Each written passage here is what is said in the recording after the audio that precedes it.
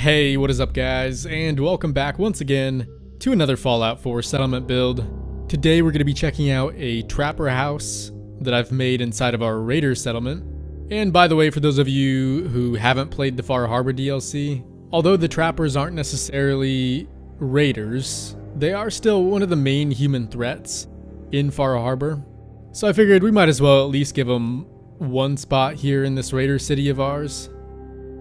Now, if you saw our last build, which was more of a standard raider home, this one's going to end up being about the same size, though I've gone ahead and skipped the 2 floors above the old one. So this time around, we're going to be heading all the way up. And once again, this is a trapper home, so I've tried my best to theme it similar to most of the stuff you would see in Far Harbor. And since trappers more so hunt animals and monsters rather than people, I've tried to show that off right off the bat.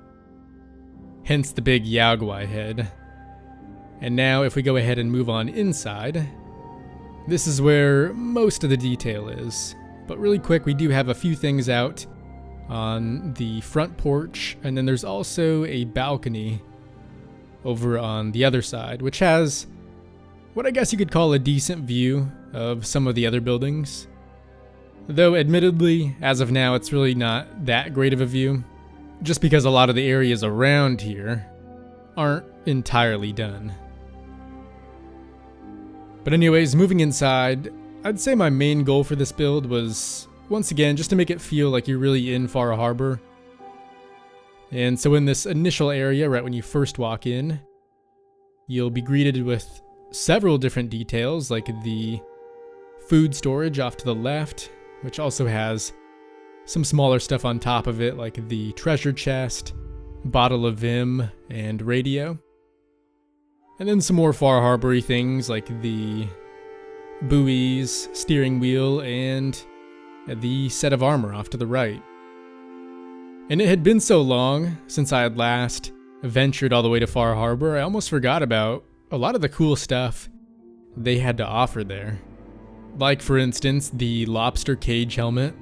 I highly doubt that would be the most comfortable thing to wear, but it is still pretty badass nonetheless.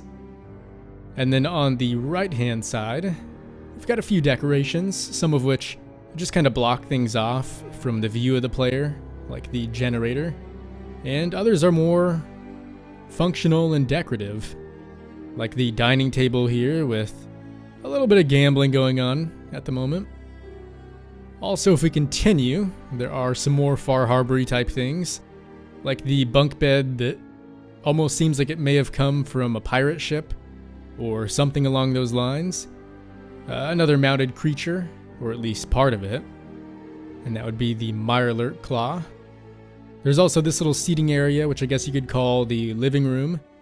And so over in this spot, we have a TV, and then a really cool sort of Far Harbor themed chair that's been made out of a barrel. And over in the far back is what I would call the kitchen.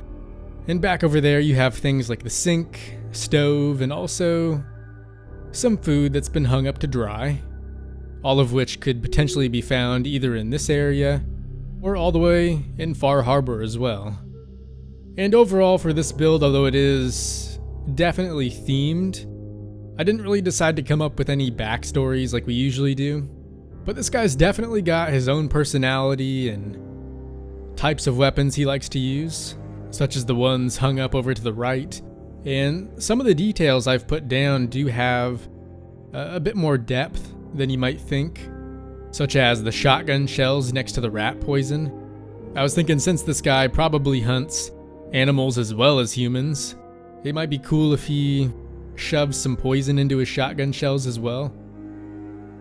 Next up though is his third and final balcony, which is a pretty decent sized area, and it also has a lot more Far Harbor themed items, such as the other set of armor, which is a bit more durable, I'd say.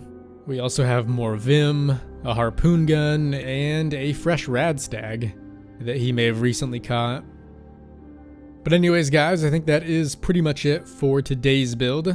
Once again, I know it was a rather small one, very similar to the other Raider home.